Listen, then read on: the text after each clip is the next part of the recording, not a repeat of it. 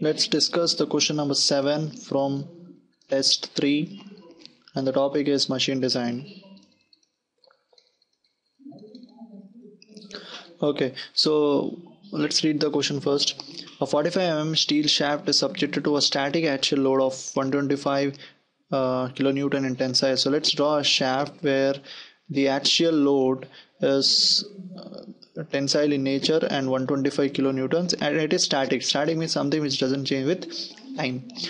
And also it is subjected to a completely reversed bending moment of 358 Newton meter. So you have a bending moment which is not static, and it is varying.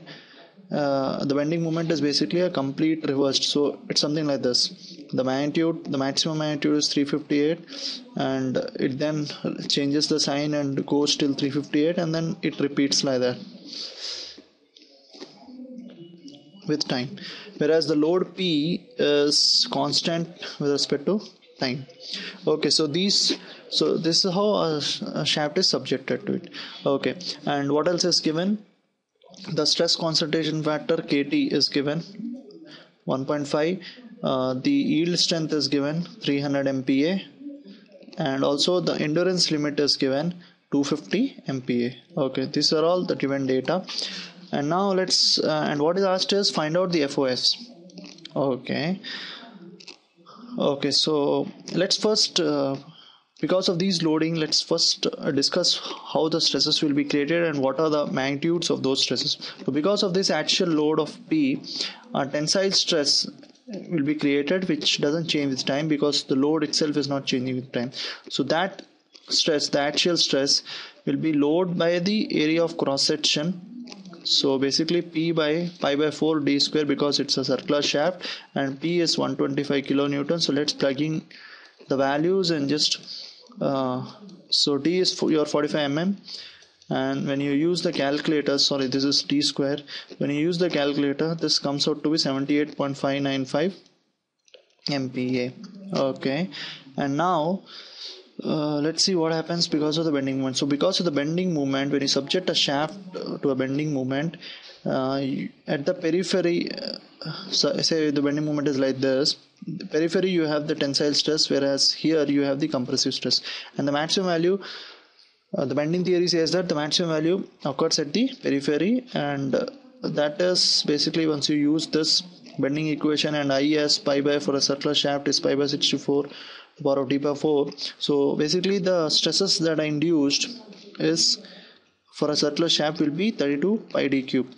Now why I keep plus or minus here is, so here because of this bending moment, the stress at this point will be plus 32 m by pi d cube. Now when it changes sign and at this point it will be compressive, because then the bending load, the direction will be like this, but the magnitude is same, so it's plus or minus 32 m by pi d cube. So let's plug in the values, and 32 m is 358 by pi and 0.045 whole cube. So when I use a calculator, I end up getting 40.047. So now because of these two loadings, the axial load as well as the bending moment are superimposed, so the totals, I mean the imposed stress will be, you have a static load sigma A, and on the top of it the bending stress is varying like this.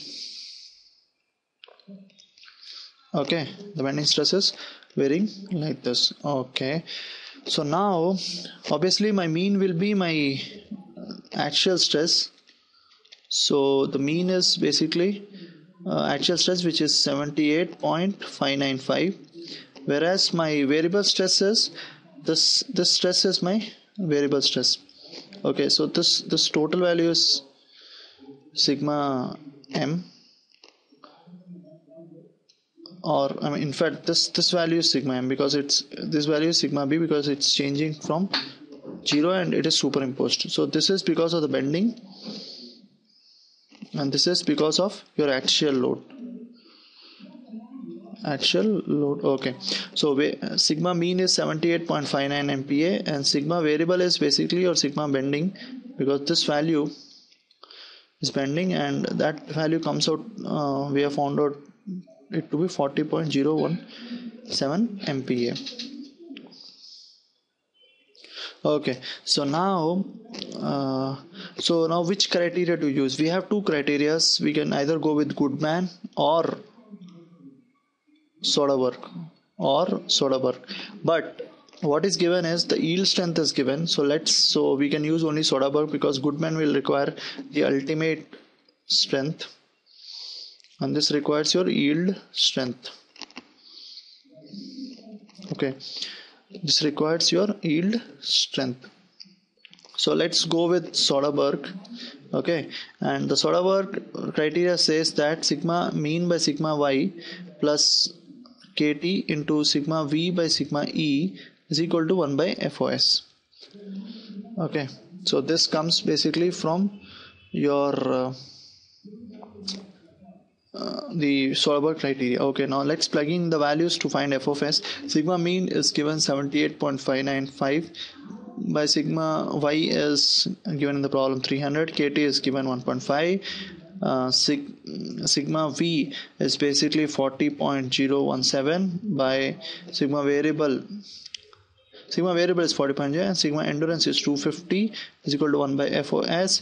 Now when I use the calculator, I get FOS as close to 1.999, so that's close to 2. So the option is C. Thanks.